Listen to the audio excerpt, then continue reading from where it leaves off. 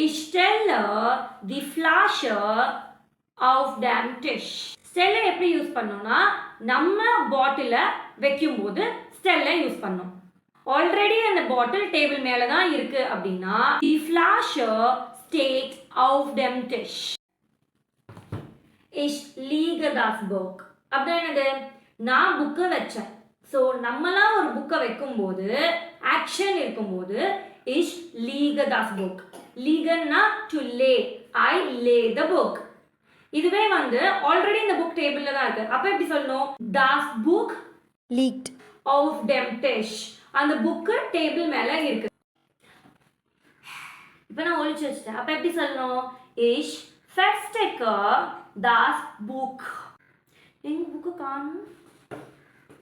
அப்ப என்ன சொல்லணும்? looking for. ich suche das Buch.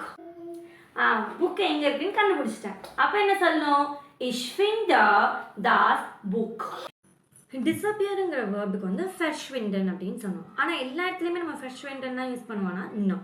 அப்போ எங்கெங்கெல்லாம் நம்ம வேற வேற யூஸ் பண்ணோம்னா இப்போ வந்து ஒரு திங்ஸோ ஒரு ஏதோ ஒரு பொருள் டக்குன்னு காணா போகுது அப்படின்னு சொன்னால் அது verschwinden.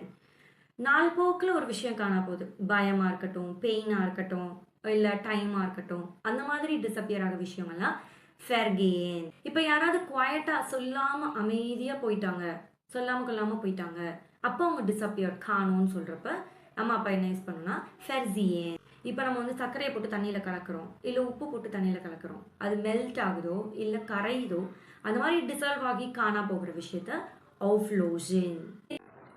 எங்கங்க நான் சாப்பிட்டுல நான் சாப்பிட்றதுக்கு ஜெர்மனில் என்னன்னு சொல்லலாங்கிறதுக்காக ஆக்ஷன் பண்ணேன்.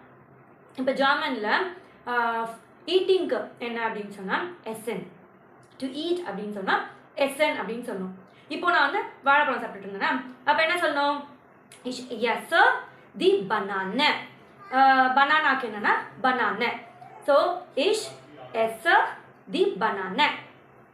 இந்த மாதிரி ஆக்ஷன்ஸ்ல இருந்து ஜெர்மன் கற்றுக்கணுமா? கண்டிப்பாக இந்த வீடியோவை ஃபாலோ பண்ணிக்கோங்க.